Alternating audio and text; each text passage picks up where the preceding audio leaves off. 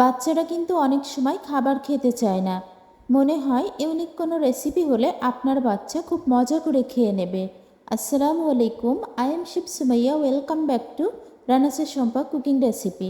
আজ আমি আপনাদের সাথে শেয়ার করব মাত্র 5 মিনিটে খুবই অল্প সময়ে এবং অল্প উপকরণে ঝটপট মজাদার নাস্তার রেসিপি। এই নাস্তা রেসিপিটি তৈরির জন্য আমি এখানে নিয়েছি রান্না করে নেওয়া 2 পিস মাংস। এটা গরুর মাংস। এখন আমি এই মাংসটাকে হাতের সাহায্যে ভেঙে নেব। আর অবশ্যই কিন্তু এই মাংসটাতে একটু ঝোল রাখতে হবে।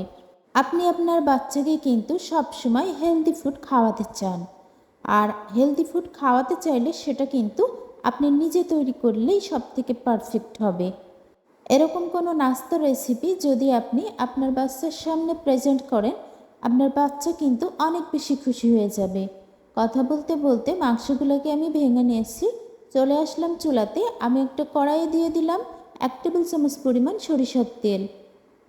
এখানে তেলের পরিমাণটা খুবই কম দিতে হবে। এখানে নিয়েছি পেঁয়াজ কুচি, রসুন কুচি, আদা কুচি এবং কাঁচামরিচ কুচি। খুবই অল্প পরিমাণে এটা আমি কেটে নিয়েছি। দিয়ে দিচ্ছি স্বাদ মতো লবণ। এখন আমি এটাকে জাস্ট 1 মিনিটের মতো ভেজে নেব। এখন দিয়ে দেব রান্না করে নেওয়া সেই 2 পিস মাংস, যেটাকে আমি ঝুরি করে নিয়েছি। ঝোল সহই আমি মাংসটাকে দিয়ে নেব। ঝোলটা দেওয়ার কারণে এই রেসিপিটার কিন্তু টেস্টটা বেশ ভালো আসবে। এতটাই মজাদার একটা রেসিপি, আপনি যদি বাসাতে তৈরি করেন তাহলেই কিন্তু সেটা বুঝতে পারবেন। মাংসটাকে আমি ভেজে নিয়েছি। দিয়ে দেব 1 কাপ পরিমাণ পানি। আর পানিটা কেন দিচ্ছি সেটা আমার রেসিপিটার সাথেই থাকলে বুঝতে পারবেন।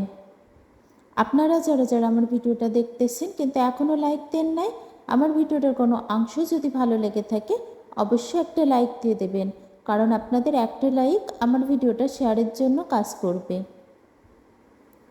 নিয়েছি 1 প্যাকেট নুডলস। এটা 10 টাকা প্যাকেটের নুডলস। এখন আমি এই নুডলসের প্যাকেটটা ছিঁড়ে নেব। তারপর নুডলসটাকে কড়াইয়ের মধ্যে দিয়ে দিলাম। এটাকে আমি কিভাবে রান্না করে নেব সেটাই দেখতে থাকুন। বাচ্চাদের জন্য একেবারেই কিন্তু মজাদার একটা নাস্তার রেসিপি, যেটা আপনি আপনার ঘরে থাকা উপকরণ দিয়েই তৈরি করে নিতে পারবেন। বাড়তি কোনো ঝামেলার প্রয়োজন হবে না।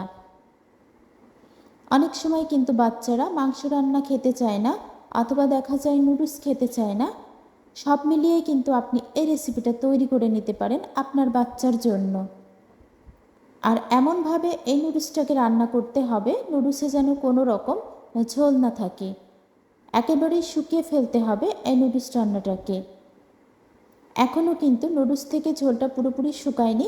তার মধ্যে আমি দিয়ে দিলাম নুডলসের প্যাকেটের সাথে যে মশলা ছিল সেই মশলাটা। এই মশলাটা দিলে টেস্টটা আরও বেশি বেড়ে যাবে। এভাবে করে আমি নুডলসটাকে রান্না করে নিলাম। এখন আমি এটাকে উঠিয়ে রাখছি। রেসিপি কিন্তু আমার এখনও তৈরি হয়ে যায়নি, এখনও বাকি আছে মূল আকর্ষণ। চলে এসেছি আবারও চুলাতে। একটা ফ্রাই প্যানে দিয়ে দিলাম 1 টেবিল চামচ পরিমাণ সরিষার তেল। রেসিপিটা আমি খুবই অল্প তেলে তৈরি করে নিয়েছি। এখন দিয়ে দেব সেই তৈরি করে নেওয়া রুটিটা।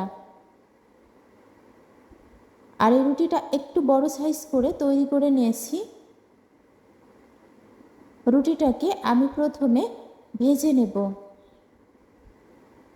আর রুটিটা ভাজার জন্য আর বেশি কিন্তু তেল দেওয়া যাবে না। উল্টিয়ে দিলাম রুটিটাকে। এখন আমি সে রান্না করে নেওয়া নুডলসটা দিয়ে নেব এক সাইডে। এভাবে করে কিন্তু নুডলসটা দিয়ে নিতে হবে। আর চেষ্টা করবেন ফ্রাই প্যানের উপর থেকেই এটা তৈরি করে নেওয়ার জন্য, তাহলে খুব দারুণভাবে কিন্তু সেট হয়ে যাবে। আমি এক সাইডে এভাবে দিয়ে নিচ্ছি। তারপর এই রুটির এক পাশটা উঠিয়ে দিলাম নুডলসের উপরে। এটাকে আমি আরও 1 মিনিটের মতো একটু ভেজে নিলাম। 2টা স্প্যাচুলারের সাহায্যে আমি উঠিয়ে নিয়েছি। দিয়ে দেব কিছুটা টমেটো সস। আর এই টমেটো সসটা দেওয়ার কারণে দেখতে যেমন লোভনীয় হয়, খাওয়ার টেস্টটাও কিন্তু অনেক বেড়ে যায়। আমার আজকের এই সহজ নাস্তা রেসিপিটা আপনাদের কাছে কেমন লেগেছে সেটা কিন্তু আমার কমেন্ট বক্সে জানাতে ভুলবেন না। আশা করি আমার আজকের এই নাস্তা রেসিপি আপনাদের কাছে ইউনিক এবং সহজ মনে হয়েছে। যারা যারা এতক্ষণ আমার ভিডিওটার সাথে ছিলেন সবাইকে অসংখ্য অসংখ্য ধন্যবাদ। সবাই ভালো থাকবেন, সুস্থ থাকবেন। ফিরে আসবো ইনশাল্লাহ আবারও নেক্সট কোনো রেসিপি নিয়ে। আসসালামু আলাইকুম, আল্লাহ হাফিজ। Thanks for watching. দয়া করে খাবার নষ্ট করবেন না, প্লিজ ডোন্ট ওয়াস্ট ফুড।